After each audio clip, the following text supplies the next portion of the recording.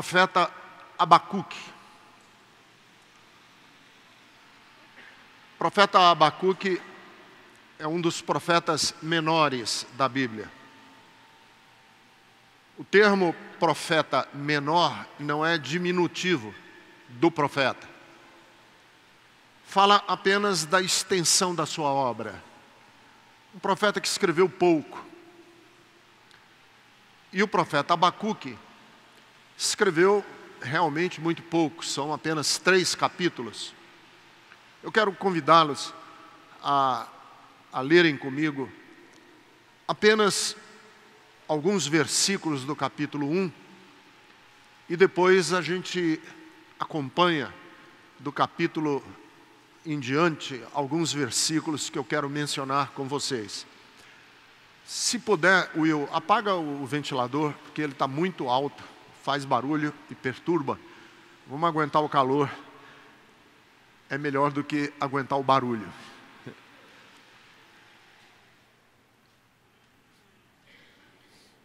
Não é melhor?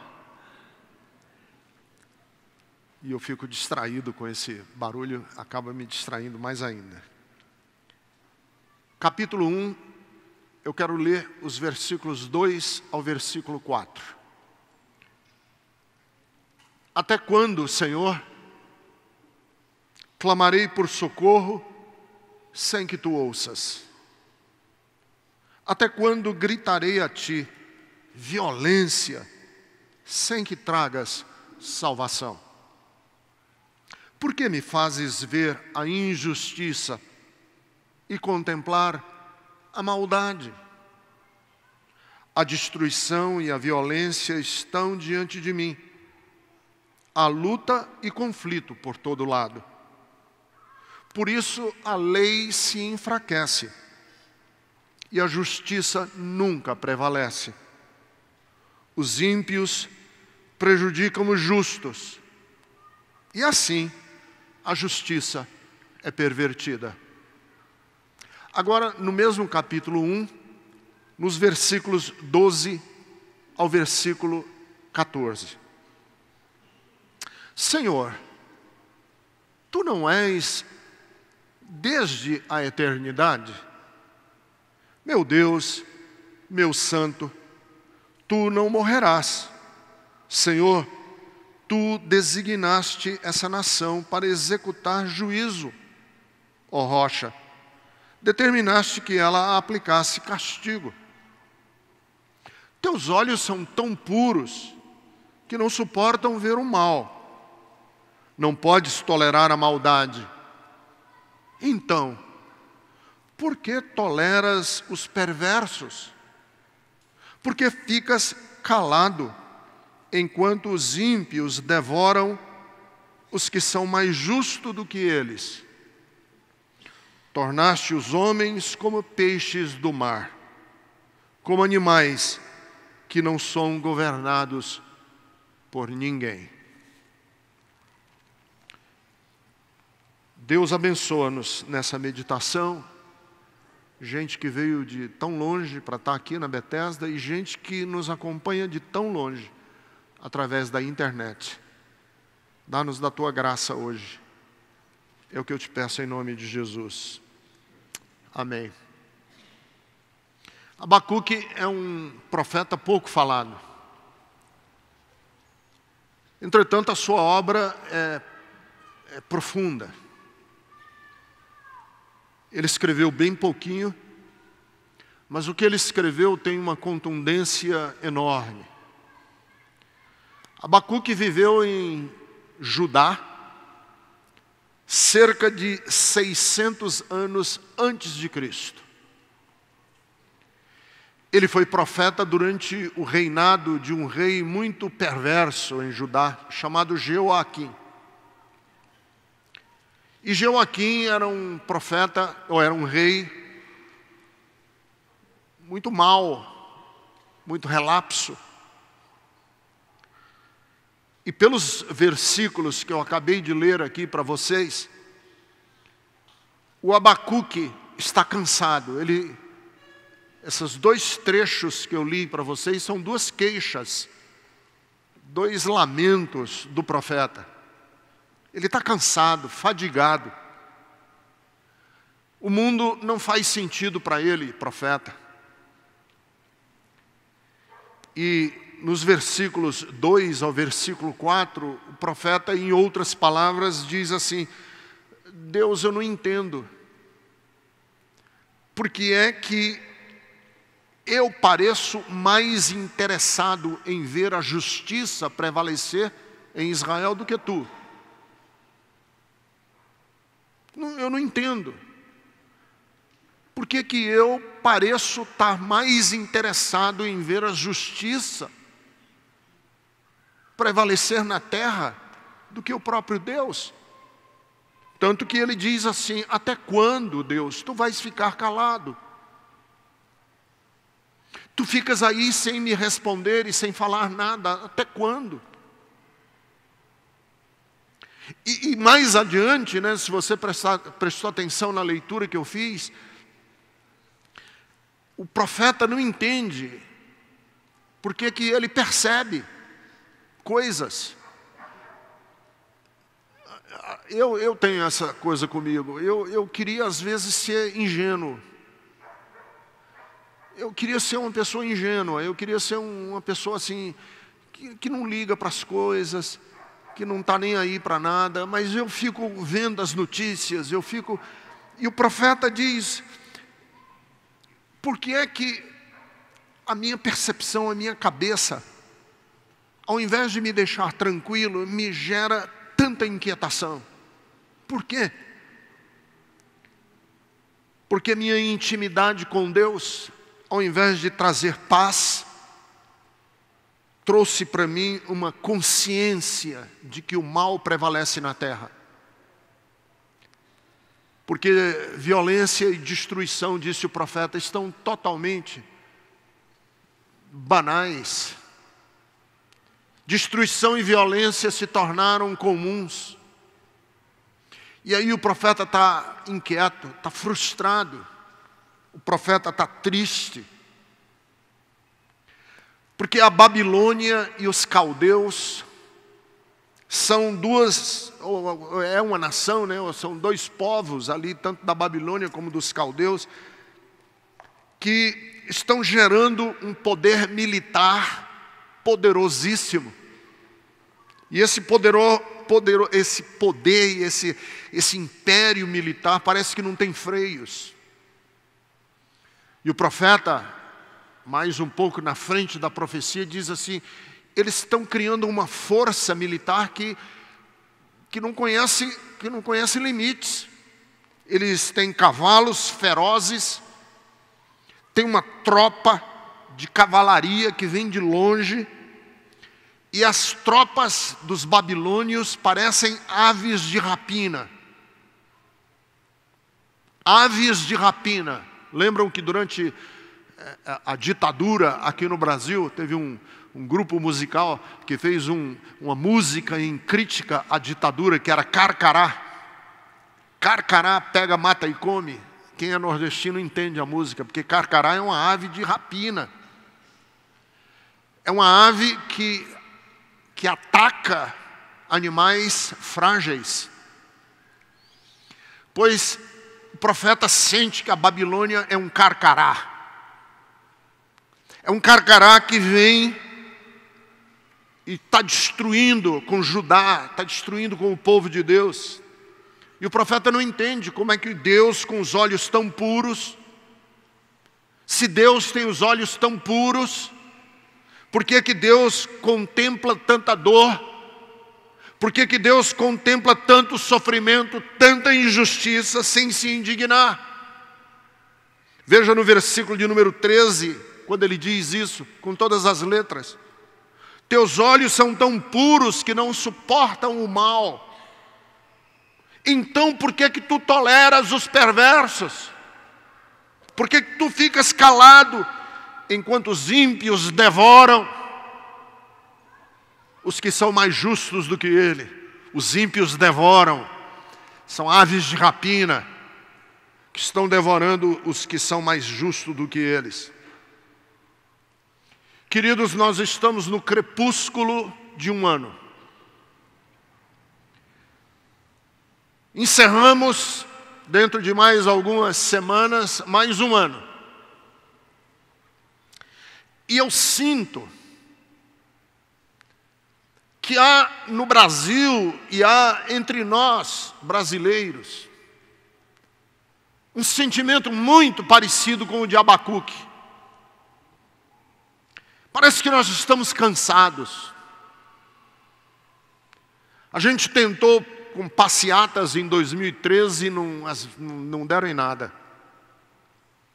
Nós tentamos com passeatas no ano de atrasado, também não deram em nada. Há uma fadiga, e uma fadiga generalizada entre os brasileiros. Os movimentos de rua minguaram, os grupos de pressão política arriaram as suas bandeiras, não existe mais passeata para lugar nenhum e coisa nenhuma nesse Brasil. E enquanto isso, as aves de rapina, metaforicamente falando, as aves de rapina estão a todo vapor. Presta atenção. O Brasil tem, no seu sistema de saúde, quase 100 mil cirurgias por serem feitas. 100 mil cirurgias atrasadas. Pessoas que têm hérnia, pessoas que têm um problema de coluna, uma cirurgia não emergencial, uma que chamam de cirurgias eletiva, 100 mil. Pessoas que têm um problema ortopédico, têm que esperar meses e meses e meses. O Ceará, eu vi ontem uma estatística, bateu neste ano recorde de homicídios. Nunca na história do Ceará houve tantos homicídios como houve este ano que termina. Não vou nem falar do Rio de Janeiro, que está sitiado por facções criminosas. Não vou falar do resto do Brasil, porque eu acho que não existe mais cidade pequena no Brasil que o caixa eletrônico ainda não tenha ido pelos ares com alguma dinamite. Não vou falar que 60% da população brasileira não tem esgoto. Não vou falar que as nossas escolas do ensino elementar, que na minha época de menino chamava de ensino primário, estão sucateadas. Que o ensino básico desse país está à míngua. Não vou falar que as universidades e as pesquisas estão também à míngua. Não vou falar que 1/4 da população brasileira vive abaixo da linha da miséria e da pobreza. 1/4 da população brasileira vive em completa miséria e pobreza. Eu sei que muitos de vocês que estão aqui hoje pediram o fim do governo Dilma.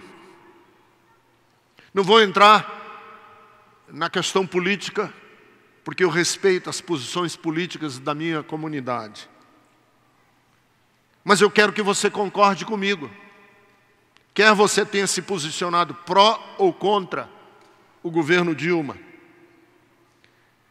que nós estamos numa situação pior do que estávamos. Parece que o novo governo trouxe ainda mais corrupção. As malas de dinheiro, lembram? Malas de dinheiro. Caixas de dinheiro. Mais fisiologismo por conta dos políticos. Mais compra de votos. Mais venalidade. Mais escândalos neste país. E eu falo da política, mas alguém pode dizer, pastor, por que você não fala do meio religioso? Eu digo, porque eu não tenho coragem, tão vergonhoso que é. Porque se a gente for falar do chamado, ou da chamada bancada evangélica, aí a vergonha é monumental. líderes religiosos atolados em ganância, fazendo de suas igrejas verdadeiros espaços de poder e não de serviço, e não de solidariedade e de compaixão. O profeta está indignado, porque esse é o estado em que está Israel, ou Judá. É o estado em que se encontra o povo que é chamado povo de Deus. E por isso o lamento do profeta é um lamento profundo. Quando ele diz: Senhor, por que me fazes ver a justiça? Por que o Senhor deixa eu ver a justiça, a injustiça? Por que o Senhor me deixa contemplar a maldade? Isso no versículo de número 3. Por que é que o Senhor me deixa? Eu estou arrasado, meu Deus, eu estou arrasado de ver o estado em que se encontra a minha terra, o meu povo, o teu povo. E aí, quando o profeta faz esses dois lamentos que eu li para você hoje, Deus responde. E o profeta diz: olha, eu vou me sentar e vou esperar a resposta de Deus e ver o que Deus vai me responder. E Deus responde o profeta com 5 ais. O ai é o contrário do bem-aventurado. Quando na Bíblia tem assim, bem-aventurado, aquele que não se senta na roda do escarnecedor, o oposto de bem-aventurado é ai daquele. Ai daquele. E aí Deus responde com ai. Responde no versículo de número 6, quando Deus diz assim: pois profeta, deixa eu lhe dizer, eu vou responder. Você está indignado com a corrupção? Você está indignado com a maldade? Pois deixa eu dizer. Ai daquele, versículo de número 6, que amontoa bens roubados e enriquece mediante extorsão. Ai daquele. É Deus dizendo o seguinte: a justiça dos homens pode não vingar, mas ai daquele. Diante de Deus, ai daquele. Em outras palavras, ai daquele que tem riqueza mediante a corrupção. Porque o corrupto pode sobreviver um sistema judiciário como é o brasileiro, elitista, mas ele não sobreviverá à justiça divina.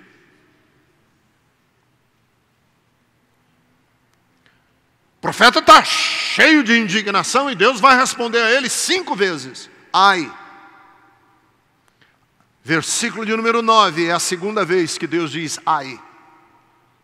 Ai daquele que obtém lucros injustos para a sua casa, para pôr seu ninho no alto e escapar das garras do mal. Isso é muito classe média brasileira, né? Muito classe média brasileira. Ganha dinheiro com lucro abusivo, mas para pôr a sua casa num ninho protegido, para poder blindar o carro. Ai daquele que pensa que numa sociedade que está se degradando, pode proteger o seu próprio ninho e deixar o resto se ferrar. É isso que diz o versículo de número 9.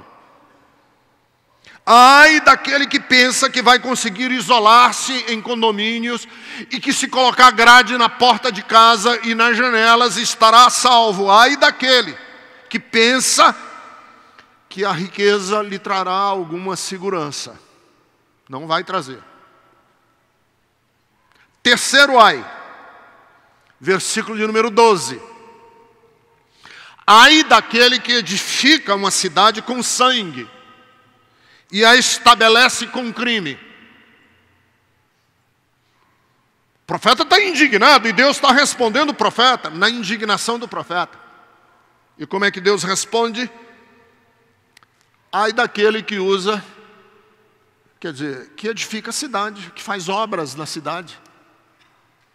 Faz viadutos, faz linha do metrô, faz obras. Mas ele faz com sangue. Ele faz, mas rouba. Ai daquele que usa o slogan, rouba, mas faz. Versículo de número 12. De fato, de que valeu fazer uma Copa do Mundo no Brasil?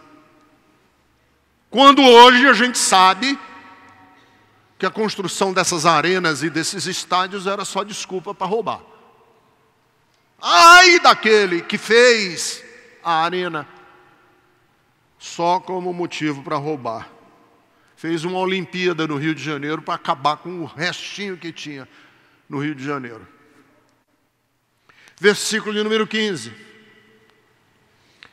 É o quarto ai de Deus. Ai daquele que dá bebida ao seu próximo, misturando-a com o seu furor. Ai daquele que dá bebida. E aqui a expressão ai daquele que dá bebida é ai daquele que entorpece. Não é a bebida social, não é ai daquele que trabalha no restaurante e serviu uma bebida. Não. Ai daquele que dá bebida é ai daquele que usa do entorpecimento. E vamos concordar, existem várias formas de entorpecer uma sociedade. E eles entorpecem a sociedade com essa televisão horrível que tem aí. Eu quero dizer para vocês, faz tempo que lá em casa a gente não assiste, fora o Corinthians, a gente não assiste televisão, eu não tenho nada moralista, não há nada moralista. É porque eu acho, desculpe, não é também soberba e nem eu estou me gabando, mas eu acho tão imbecil que eu não tenho estômago. Aí eu me lembro que aquela imbecilidade desses programas tipo BBB, tipo dança de não sei quem e não sei o quê, isso é para entorpecer o povo, para deixar o povo ai desses que são instrumentos de entorpecimento de uma sociedade. Ai desses. Porque o entorpecimento tira da gente a vontade de subverter, de protestar, de dizer não. Ai daqueles que causam torpor. E o quinto, ai de Deus, está no versículo de número 19 do capítulo 2. Ai daquele que diz à madeira ou à pedra sem vida, acorde. Poderá o ídolo dar orientação? Ai daquele que diz a uma pedra ou diz a uma madeira, socorra-nos. Ai daquele que usa da idolatria para enganar o povo. E de novo, o conceito de idolatria não é só fazer uma imagem de pedra ou de pau. Existem formas idolátricas de Deus que são mentais. Ai das igrejas que estão pregando e ensinando um ídolo para as pessoas correrem atrás desse ídolo para terem resposta para esse momento dramático que nós vivemos. Então o profeta garante, ou Deus garante, profeta não, Deus garante ao profeta que a situação vai virar. Deus diz ao profeta: olha, você está indignado? Pois deixa eu dizer, mais indignado estou eu. O quadro não vai continuar assim, porque ai desses. O horizonte pode ser outro. E durante todo o capítulo finalzinho do capítulo 2 e o comecinho do capítulo 3 e até metade do capítulo 3, até a última parte do capítulo 3, Deus vem garantindo ao profeta: eu vou mudar essa situação, eu vou mudar essa situação, eu vou mudar essa situação, eu vou mudar essa situação.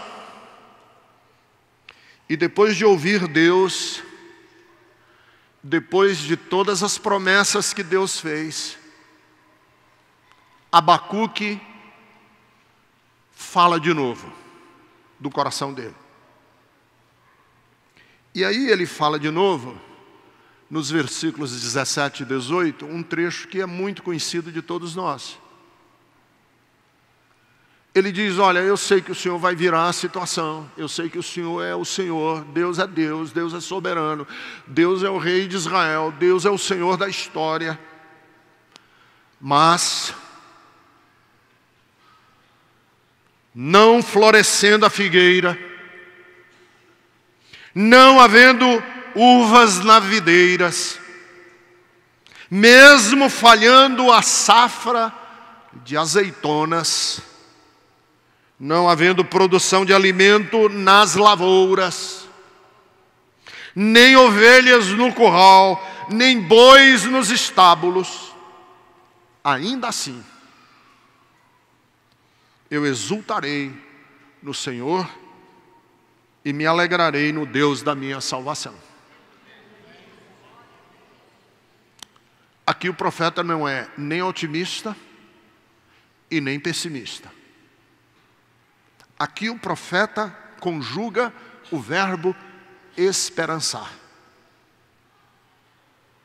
Porque a esperança, diferentemente do otimismo e diferentemente do pessimismo, porque o otimista e o pessimista esperam igualmente. O otimista espera que tudo vai se resolver. O pessimista espera que tudo se degrade. Mas o esperançoso luta.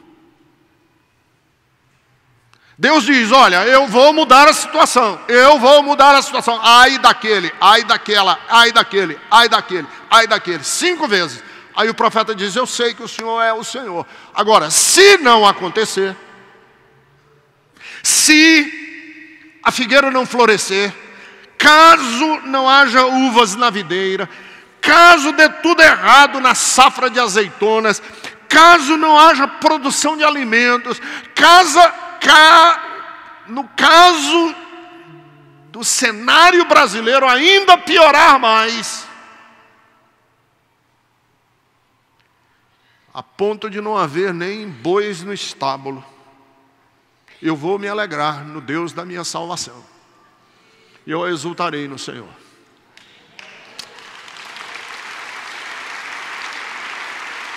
Por quê? Por quê o profeta diz isso? Deixa eu dizer por quê. Porque a esperança sobrevive à decepção. A esperança sobrevive à decepção. Existe sim a possibilidade de não acontecer nada daquilo que Deus acabou de dizer que ia acontecer. Existe sim a possibilidade de tudo o que nós sonhávamos acabar em um grande acordo do PSDB com PT, com PMDB, com PR, com PP, e você se ferrar mais ainda. Existe sim a possibilidade de haver um conluio do judiciário com os militares e você acabar com a cara de tacho no ano que vem. Porque uma versão atual desse versículo seria mais ou menos assim, ó: se os meus direitos trabalhistas acabarem, se minha aposentadoria for tomada todinha, se confiscarem a minha poupança, se eu vir a polícia corromper, e se deixar corromper. E se houver algum ministro do Supremo Tribunal Federal com alianças e com encontros soturnos e noturnos, se eu ver, eu ainda assim vou continuar esperando em Deus, e ainda assim não vou baixar a minha cabeça, e ainda assim vou ser alguém que não vai ser um resignado, porque a minha esperança resiste a toda decepção. Dizem que encontraram no esconderijo judeu durante a Segunda Guerra Mundial, dentro do esconderijo, escrito na parede assim: creio no sol, ainda que ele não brilhe. Creio no amor, ainda que ele não se mostre real. Creio em Deus, mesmo que ele esteja em silêncio. O que é esperançar? Esperançar é vencer a angústia que nasce da decepção. Porque a angústia que nasce da decepção causa paralisia. E quando a gente está com paralisia na alma, a vida estanca. E quando a nossa vida estaciona, a nossa vida vira água parada. E água parada é água improdutível, é água fértil para que germes e bactérias se proliferem. Eu quero dizer a você, Igreja Bethesda, ainda que tudo dê errado, quero convidar você a levantar a sua cabeça e dizer: eu não vou ser um resignado, alienado nesse próximo ano, porque eu creio no Deus em quem eu sirvo.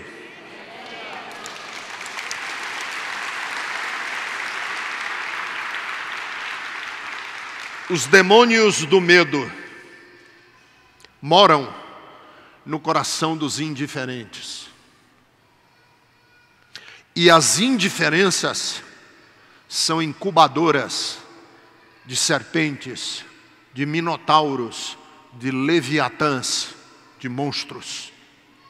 Os monstros nascem na hora em que uma nação e um povo se mostra indiferente. E o que faz a indiferença nascer? A decepção. Mas a esperança sobrevive à decepção. Por isso que o profeta disse: ainda que tudo isso dê errado, eu ainda assim vou continuar esperando no meu Deus. Conjugando o verbo esperançar. Segundo, a esperança sobrevive à lógica do resultado. Resultado. O profeta diz: olha, eu não sei se vai dar certo. Não sei. Pode não dar certo. Pode ser que a figueira não floresça. Pode não dar certo, porque pode ser que falte a safra da azeitona. Pode ser que não dê certo. Pode ser que não haja mais ovelha no curral. Pode ser que nada vai dar certo. Mas eu não vivo na lógica do vai dar certo. Minha vida não é orientada no vai dar certo. Eu não quero dar certo na vida. Conhece essa expressão, dar certo na vida, né? Eu não sei se vai dar certo. Eu sei de uma coisa: que eu não dobrarei os meus valores, eu não rastejarei, eu não lamberei botas, eu não vou com a maioria, mesmo que não dê certo, que custe a minha vida. Pode não dar certo. Pastor, essa sua pregação é bem capaz de não dar certo. Não importa, eu não vou dar certo. Eu não vivo para dar certo na vida. Eu vivo para ser fiel àquilo que minha consciência e o meu Deus me falam. Eu vivo para ser leal a essa palavra, que é a palavra de Deus. Eu vivo para ser fiel ao caminho de Jesus, porque Ele disse: ser fiel até a morte, dar-te-ei a coroa da vida. Eu não sei se vai dar certo. Não estou convicto de que os dentes da engrenagem vão se encaixar. Não sei se os elos da corrente vão se entrelaçar. Eu não sei se as malhas do tecido vão ser fortes o suficiente para aguentar o baque. Eu sei que em todas as coisas eu continuarei fiel ao meu Deus. quê, pastor Ricardo? Porque se eu não tenho revelação de todos os porquês, é isso que o profeta diz, eu não entendo como é que Deus de olhos puros suporta. Eu não tenho resposta para isso. E quando eu não tenho resposta para os meus porquês, eu sei de afirmações absolutas que a Bíblia tem a respeito de Deus. E a única afirmação absoluta que nós temos na Bíblia a respeito de Deus é que Ele é amor. Porque se eu não tenho revelação dos porquês, eu sei que os afetos e o carinho de Deus são suficientes para me levar adiante. E você diz assim, pastor, mas esse termo absoluto, cabe a gente falar um absoluto em Deus? Sim, porque o absoluto de Deus se tornou carne. E nós vimos e tocamos e vimos que Ele, Jesus Cristo, é amor. O amor de Deus que encarnou entre nós. Então, a esperança, primeiro, ela sobrevive à decepção. Segundo, a esperança sobrevive à lógica dos resultados. Pode não dar certo. Pode não dar certo. E não deu certo para muitos. E Hebreus capítulo de número 11 diz isso, que muitos a vida não deu certo. Eles andaram errantes por cavernas, as mulheres receberam seus maridos cerrados ao meio, eles foram torturados, queimados, eles morreram porque a vida não deu certo para eles, mas eles foram fiéis, e a Bíblia diz assim, e dos quais o mundo não era digno. Mas em terceiro lugar, a esperança faz a tenacidade perdurar. O que é esperança? Esperança é o triunfo da tenacidade. É o triunfo da perseverança. É o triunfo da teimosia, da santa teimosia. O profeta diz, olha, não florescendo a figueira, não havendo uvas na videira, não dando nada certo, a produção de alimento falhar, tudo der errado. Ainda assim eu vou ser teimoso. Ainda assim eu vou ser teimoso. Porque esperança é o antônimo de resignação. Os esperançosos não são resignados. Porque todo resignado ou desistiu da vida, ou é um fatalista. Todo resignado ou desistiu da vida, ou é fatalista. O fatalismo é aquilo que você acredita que está escrito. Tem que ser e vai ser do jeito que sempre, o que há de ser será. Esse é o fatalista. Pastor, não se incomode não, as coisas vão se acertar. Existe um fatalismo religioso, existe um fatalismo político, existe um fatalismo econômico. O mercado se ajusta por si mesmo. Existe um fatalismo político. Não, as coisas acabam dando certo e a gente só vai melhorar. Existe um fatalismo filosófico. Existe um fatalismo religioso. Pastor, Deus está no controle, fique quieto, deixa quieto, as coisas vão acontecer. Acalma teu coração e deixa que Deus resolve lá em cima e vamos viver. Isso é fatalismo. O profeta diz, não, eu não vou baixar não vou cruzar os braços não. Não peça que eu não me envolva, eu vou me envolver. Não me peça que eu desista, eu não vou desistir. Porque perseverar é o mesmo que esperançar. Quem insiste, apesar das circunstâncias, aprende a conjugar o verbo esperançar. As circunstâncias me dizem, desista. Eu não vou desistir. Isso é esperançar. Por isso é que a carta, a epístola, lá no Novo Testamento, aos Hebreus, diz assim: vocês precisam perseverar, de modo que quando tiverem feito a vontade de Deus, recebam o que Ele prometeu. Pois em breve, muito em breve, aquele que vem virá e não demorará. Mas o justo viverá da fé, ou da sua fidelidade. Nós não somos dos que retrocedem. Nós não somos dos que se encolhem. Porque nós somos povo de Deus, que acredita ser cooperador com Cristo para escrever uma nova história. Não se resigne na sua família, não se resigne no seu trabalho, não dê de ombros para a vida, acreditando que as coisas vão se ajustar por si só. É preciso que você se envolva, arregace as mangas e diga para você mesmo, e diga para todos nós: se eu não me envolver nesse próximo ano, eu vou condenar a minha família, o meu bairro, a minha cidade, o meu estado, o meu país, a minha geração. E por último, quem conjuga o verbo esperançar, triunfa com leveza sobre um mundo cheio de atitudes odiosas e vingativas. Olha que coisa linda.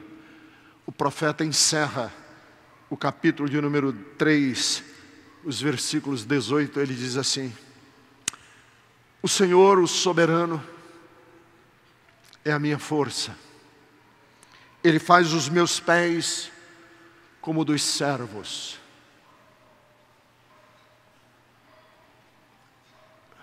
É porque aqui na tradução, a palavra servo, com C e não com S, porque servo com S é escravo, é trabalhador.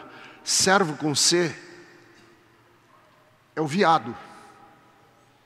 Que no Brasil tem essa expressão viado, que é uma expressão pejorativa, e a gente tem até vergonha de usar às vezes em público, mas não tem nada a ver.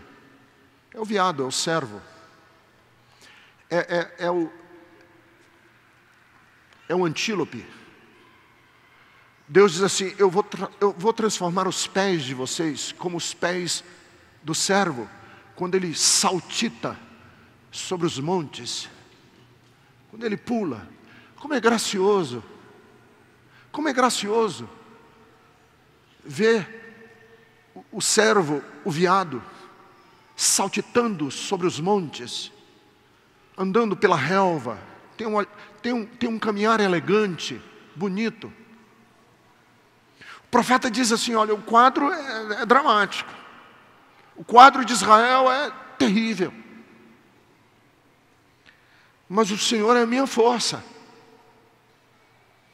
E Ele faz os meus pés como o do servo. Faz-me andar em lugares altos. Torna a minha vida leve, suave, elegante, bonita. Queridos, eu não quero e não vou politizar o meu discurso hoje à noite, porque não é esse o caso. Eu quero só registrar para vocês o seguinte: não me importa quem você defende politicamente, mas me importa que o discurso desse político não seja odioso, vingativo, criminoso.